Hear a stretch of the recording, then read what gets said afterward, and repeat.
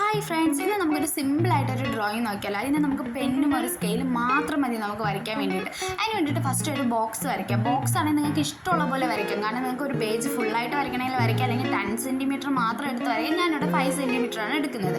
അത് കഴിഞ്ഞിട്ട് അതിൻ്റെ അകത്ത് കുഞ്ഞു കുഞ്ഞു ബോക്സസ് ആക്കി വരച്ചു കൊടുക്കുക. അത് നിങ്ങളുടെ അളവിനനുസരിച്ച് വരച്ചു കൊടുക്കുക.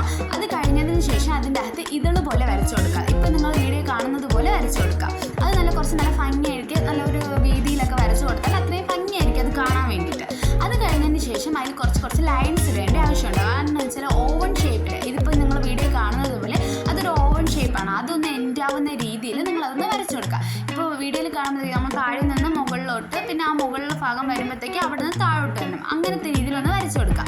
വരച്ചു കൊടുത്തതിന് ശേഷം ആ ഇതളിൻ്റെ അകത്താണെങ്കിൽ നമുക്ക് ഫില്ല് ചെയ്യണം. അതിന് വേണ്ടിയിട്ട് കുഞ്ഞു കുഞ്ഞു ഹോൾസ് വരച്ചു കൊടുക്കുക. അതായത് എന്ന് വെച്ചാൽ കുഞ്ഞിൽ നിന്ന് വലുതിലോട്ട്, വലുതിൽ നിന്ന് ചെറുതിലോട്ട്, ആ ഒരു രീതിയിൽ. നിങ്ങൾക്ക് ക്ലിയർ ആവുന്നുണ്ടോ എന്ന് എനിക്കറിയില്ല. വീഡിയോയിൽ കാണുന്നത് പോലെ നിങ്ങൾ വരച്ചു കൊടുക്കുക. നിങ്ങൾക്ക് ഇഷ്ടപ്പെടാൻ